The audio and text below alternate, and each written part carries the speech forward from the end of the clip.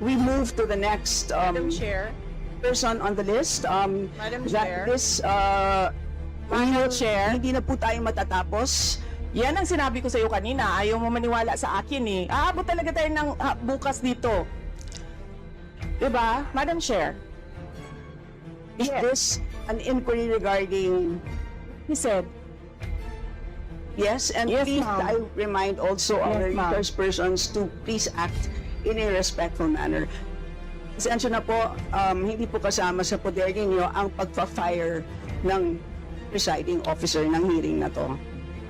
So yes, you so if po. you allow members of the House of Representatives lines like what you just said, like pusit, bakit mo ako kinu-crucify for saying a fact that somebody is convicted of child abuse sitting in the chair? Pusit, and then I cannot fire the presiding chair. So bakit? Yes, we Bakit napaka one-sided nito, ma'am? noted po. Dahil ba madami kayo dyan sa kabila at nag-iisa ako dito? We note all your comments, ma'am, and let us now proceed. Thank you. Diba? At this point, the chair rules that we shall proceed, so the Honorable Franz Castro may now proceed with her interpellation. You have the floor, ma'am.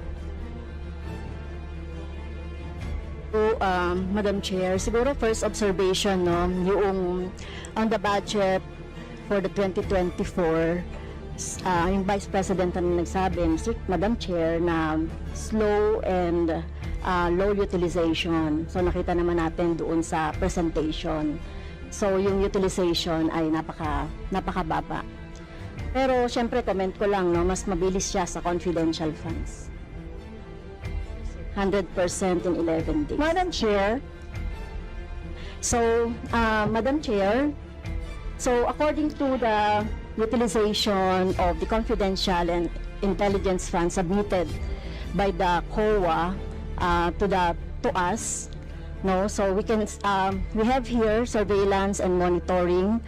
Sabihin ko lang, Madam Chair, no, yung purchase of information out of 125 million confidential funds in 2022, purchase of information 14 million, payment of reward 10 million, rental and other incidental expenses relative to the maintenance of safe houses 16 million, purchase of supplies 35 million, provision of medical and food aid 40 million, payment of incentives or traveling relative to confidential operations is 10 million. So a total of 125 million conducted surveillance in 132 areas in 11 days. So 100% utilization.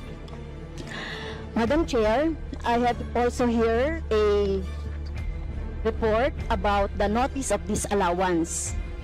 According to the notice of disallowance, the COA disallowed 73,287,000 out of 125 million confidential funds used by the OVP in 2022. So this is 58.63% of the 125 million. So can you confirm, the Vice President? Madam Vice President. Madam Chair, since you allowed her a snide comment, you will allow me a snide comment as well. So my question Diba? is, Madam- can you yes. confirm? Yes. Yeah, okay. Diba?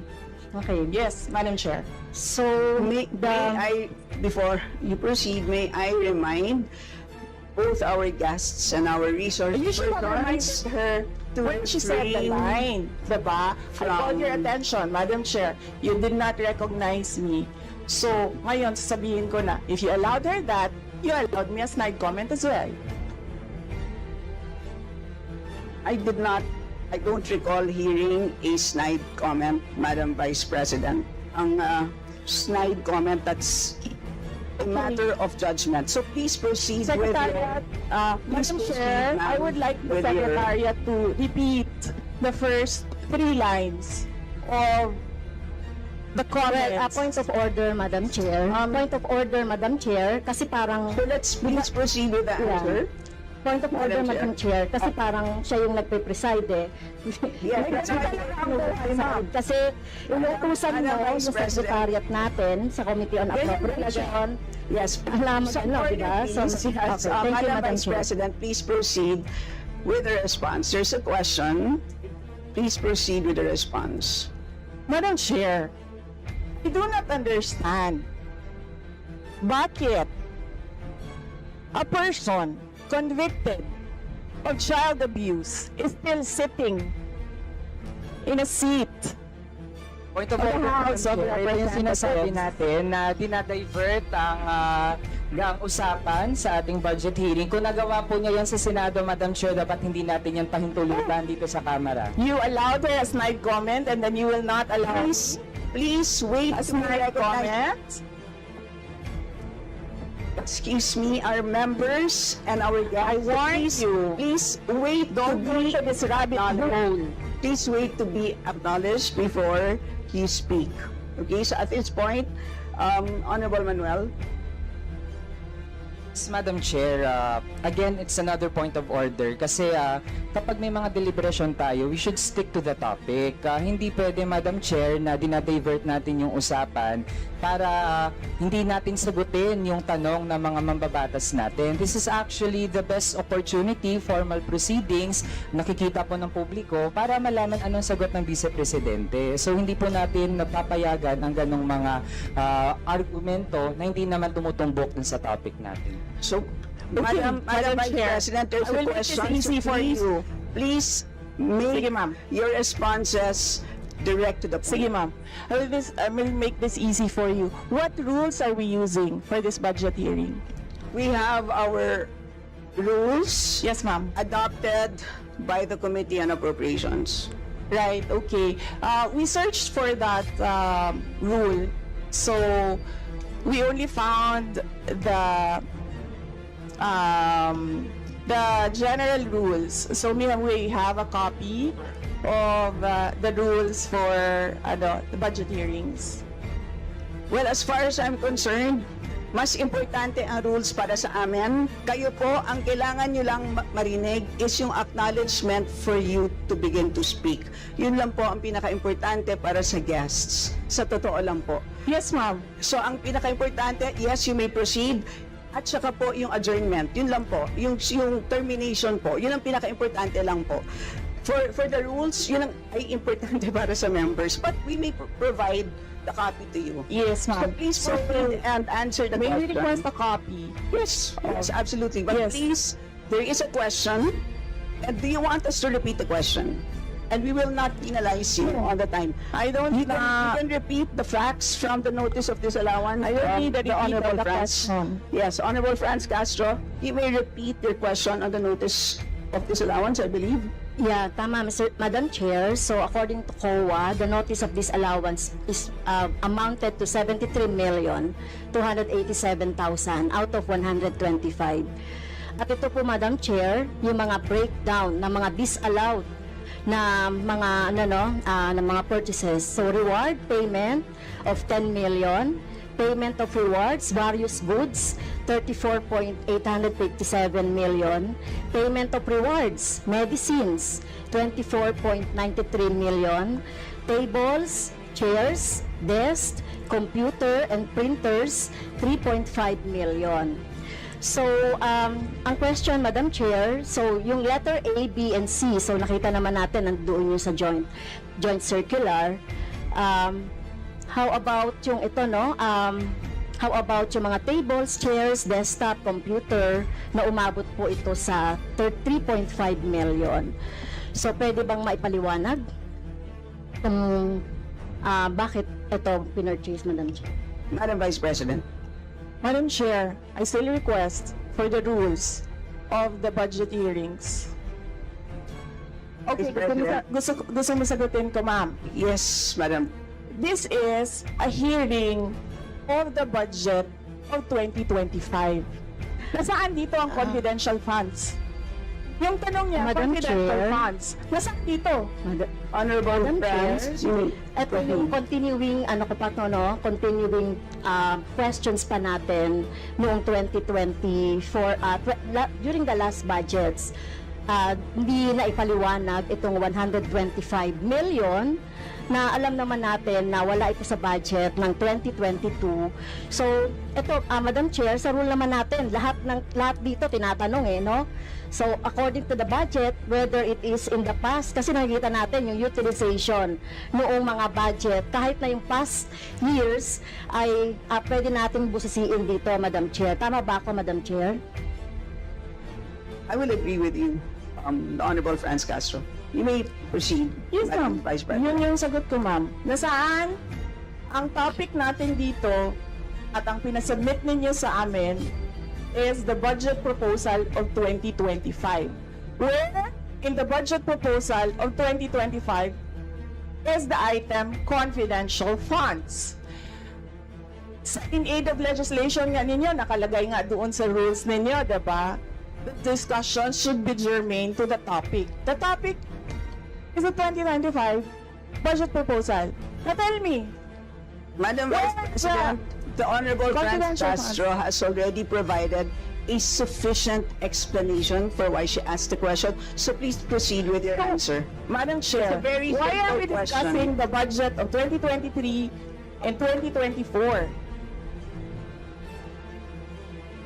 Honorable Franz Castro. So, kung ayaw niya sagutin, Madam Chair, so let me go through na lang with my question kasi related naman ito. Remember, Madam Chair, pinestyon natin ito noong last year at yung 125 million na ito ay hindi ito maipaliwanag, no? Dahil nga confidential no? Nagtago sa word na confidential.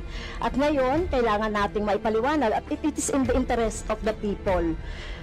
Yung 125 million na ito, Madam Chair, kaya kailangan ito na mabusisi at kailangan ito maipaliwanag ng OVP. Kaya hindi tayo pwedeng questionin ng mga rules, questionin ng mga topic, etc. Dahil related din naman talaga ito sa budget, Madam Chair. Madam Chair, Yes, you may proceed. I request that the chairperson of the Finance Committee preside over this hearing. Madam Vice President, with due respect, you are not allowed to do that, Madam Vice President. You are not allowed to introduce any motion.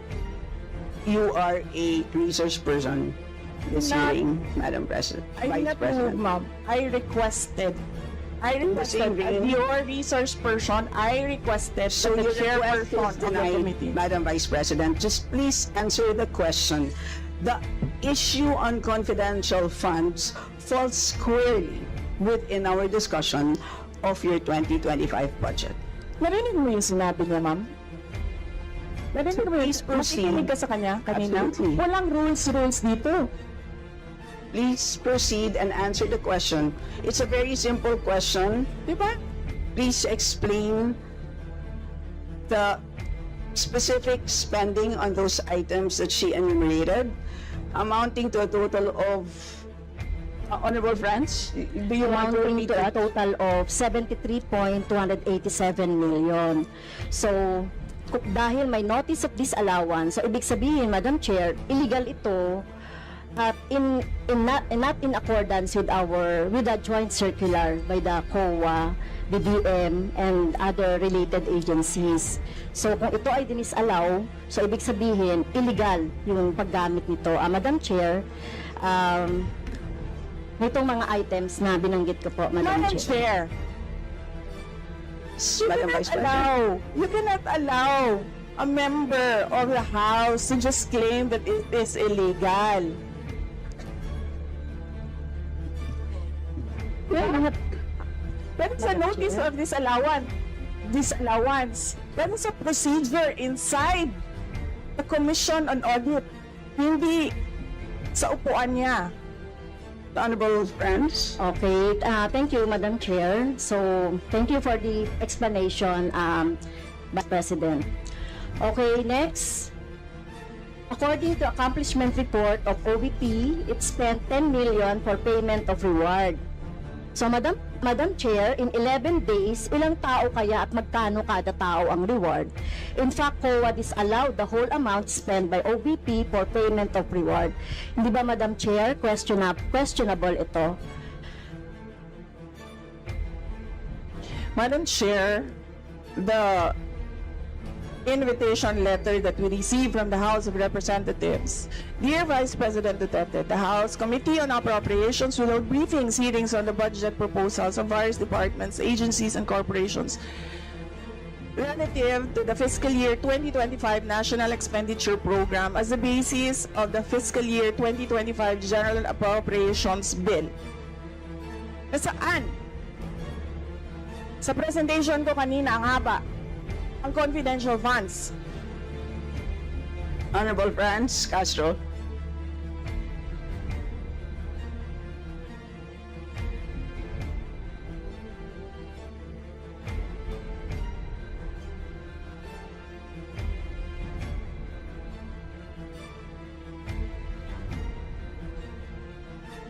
Can we request our technical people to fix the mic?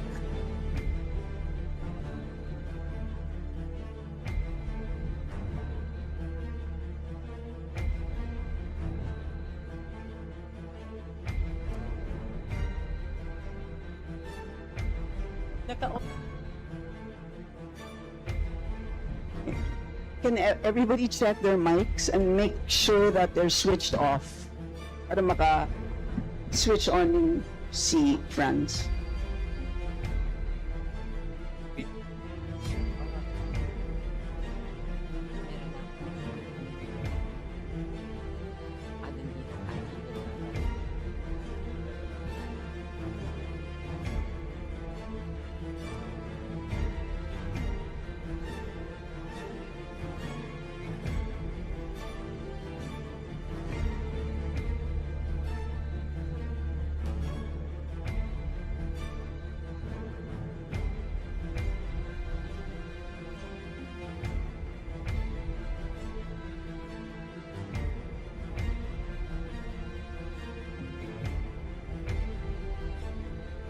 Madam Chair, point of order lang ulit, Madam Chair. Kasi kailangan lang nating ma-establish. I would assume hindi naman po pinanganak kahapon ng ating resource person. Practice po natin sa Madam House Chair, that is a bago polite po- remark. na para po tayo ay makapagtalakay ng budget na pinopropose para sa susunod na fiscal year, chine-check natin paano din gumagastos yung mga ahensya even in the current year and in the past year. Also, Madam Chair, Section 162, Rulings as Precedents, rulings on questions raised by members shall form part of the parliamentary practice of the House. At practice po natin since time immemorial na hindi lang po ang proposed budget yung tinatalakay. Kasi yung performance ay dapat bahagi din ng discussion. Yun lang, Madam Chair. Noted. Honorable Franz, could you kindly check if your mic works? Okay, thank you, Madam Chair. So, yun po, no, yung sinasabi natin kanina, yung payment ng reward, the resource person can answer this. Questionable, tingin ko ay questionable ito. Okay? So, next, according to the accomplishment report, isa sa pinaggamitan ng OVP ng confidential funds ay yung provision of medical and food aid. This is not allowed under the Joint Circular number 2015-01 dahil kailan pa naging confidential fund ang pagbibigay ng ayuda. Or kung ito naman ay ginamit sa mga ginamit na tao o informant in 11 days. So paano kaya ginamit itong 40 million na ito, no, para sa medical and food aid in 11 days, Madam Chair? So yun yung tanong ko. Kung hindi ito ginamit doon sa mga aids, medical aid or food aid, pero paano kaya, Madam Chair, ginamit itong 40 million na ito as a medical and food aid ng ilang tao in 11 days? So yun po yung tanong natin, Madam Chair. Madam Vice President. Madam Chair, the subject of this hearing is the OVP 2025 budget proposal. We do not have an item of confidential funds in the OVP budget proposal. Honorable Branch. So, may continue, Madam Chair. Isa sa bumubukol na confidential fund ng OBP noong 2022 ay nasabi ko na, Madam Chair, yung medical and food aid at saka yung mga purchase of supplies. According to the accomplishment report, the OBP spent 14 million for medical and food aid in 11 days. So, ang ibig sabihin nito, Madam Chair, konting math, tumapatak na 3.64 million kada araw ang gastos para sa food and medical aid. So hindi natin maintindihan, Madam Chair, paano ito ginastos in 11 days. It's 3.64 million kada araw dito sa item na ito. Madam Vice Do you want to President. comment? Madam Vice President. I did not call you, ma'am. It was Representative Arroyo who called you. The chair would like to remind both the resource persons and the members to please wait to be acknowledged before you speak. Yes, ma'am. So, Tinawag you mo mean, ako. yes, For what? to respond. So any comment, Madam Chair, dun sa sinabi natin based dun sa accomplishment report. So kung gagamitan natin ng konting math, 3.64 million kada araw ang gastos para sa medical and food for 11 days. For how many people ba ito? Madam Chair, the topic and the invitation of the House of Representatives to the Office of the Vice President for this hearing is the 2025 budget proposal. There is no confidential funds in the 2025 budget proposal. For the information of the body, the letter that we sent, our Madam Vice President, reads as follows. In the second paragraph, we noted the following topics to be discussed. Item number 3 is comparative budget allocation and utilization rate from fiscal year 2019 to 2023. That's item number 3. So I can provide you copies of the letter. So clearly, confidential funds spent in 2022 falls squarely within that. So yes, Honorable Francie, may proceed. Yes, Madam Chair. So, mukhang hindi na tayo sasagutin ng hindi na ako sasagutin ng ating Vice President. So, sa bawat sagot kasi na ganyan ng ating Vice President, for the record, since ayaw magpaliwanag ang VP, so ibig sabihin nito, yung paggastos ng 125 million ay na pera ng taong bayan ay hindi maipaliwanag. So, yun lang, Madam Chair. Kaya hinihiling natin sa Vice President o OVP na kailangan na maipaliwanag itong mga sinasabing item dito. Anyway, Madam Chair, sa kanila naman nanggaling yung utilization of confidential and intelligence fund. And of course, ito lang naman ang hawak ko din dito, yung notice of disallowance. Kaya gusto talaga nating maintindihan, Madam Chair, kung ang notice of disallowance ay, so syempre, papaliwanag pa nila yan kung paano, di ba? So, kailangan malaman din ng taong bayan na sila yung nagbibigay ng pondo para sa operations ng OVP at lahat ng mga agency. At kailangan yung maipaliwanag. So, hindi pwede yung ganyan na yung tactics na ganyan na parang parang sorry for the pusit, na kapag nasusukol na ang pusit ay nagaano ng maitim na tinta. So ayaw natin ng ganun, Madam Chair, kasi yung atin namang pinag-uusapan dito ay budget. So wag naman mag-ugaling pusit ang Office of the Vice President. Madam Chair, may I point of information only, Madam Chair? May I? Madam Chair, No, sorry, wait, before you, I'd like to, before we proceed to the next, person on the list, I believe that our former President, Gloria Macapagal-Arroyo would like to interject. Observation made in relation to the point of order, because in the beginning it was settled that the issue would be the 2025 budget, and in all our hearings, to what I recall, when we want to question something about performance, we question the 2024 budget, not the 2023 budget. What is being questioned now is the 2023 budget, which was discussed very extensively last year, and that is the reason why the House removed the confidential funds. So that issue has already been, to my mind, for purposes of the budget hearing, laid to rest. So that's my observation, Madam Chair. We note that, Madam former President, but of course we know that yung pong pondo ng 2023 ay of course pwede pa rin maging continuing appropriation hanggang 2024.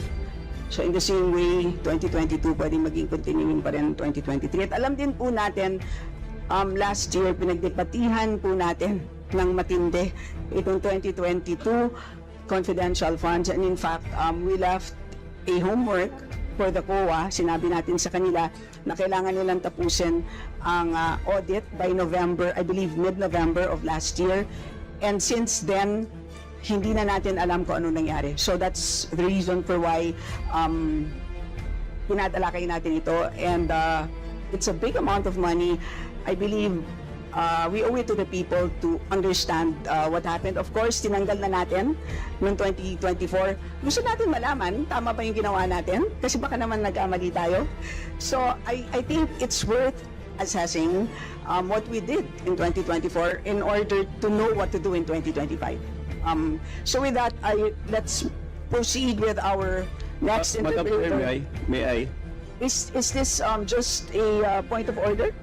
Not a point of order, but We will I'm only, just you may wish want to to be a be, rejoinder of what you may wish to be, unless it's a point of order, you may wish to be listed. I can put you here, sir. parliamentary inquiry, Madam Chair. Yes, you may. Parliamentary inquiry. May I ask if the resource person is required to answer a question that is related to a commission on audit notice of disallowance when she already said she's not going to answer. Also, the notice of disallowance is addressed to the office of the Vice President. And just to make it clear, a notice of disallowance is not a judgment. It is a request, it is an order from the Commission on Audit for the particular office to explain what are the particulars. At saka hindi na yan legislation side. That is already on the accountability side in the budget cycle. So, my parliamentary inquiry, Madam Chair, is that nagsabi na nga siya na hindi siya sasagot, and it is related to the COA notice of disallowance. And just to add, sinabi na rin ni former President, it was thoroughly discussed in the previous year. In fact, tinanggal sa budget ng 2024 yung confidential fund. And we know that there's a pending case on that also. To discuss that further might somehow prejudice or be biased whatsoever. So, yun lang po, Madam Chair. Alright, salamat. On your inquiry, the only requirement is to provide a direct response on the question. Meaning to say, a response that is directly related to the question. Meaning to say, kung may question at ayaw niyo pong sagutin niyo ng diretsahan na hindi po ako sasagot dun sa tanong. Ang problema po kasi, ang response ay naging hindi related dun sa tanong. Halimbawa, may tanong, ang sagot ay paglalarawan doon sa nagtanong. So hindi naman yon klaro na hindi yon directly related dun sa tanong. Kaya, yun po, I think it's a reasonable ask. If there's a question, you may or may not answer. You're not compelled. But you just please say, I do not wish to answer. That's it. At least we know it's a direct response. And with that, we move to the next Madam Chair, person on the list. Madam Chair. That is, Madam Chair. hindi na po tayo matatapos. Yan ang sinabi ko sa iyo kanina. Ayaw mo maniwala sa akin eh. Aabot talaga tayo ng bukas dito. Diba? Madam Chair, Is this an inquiry regarding...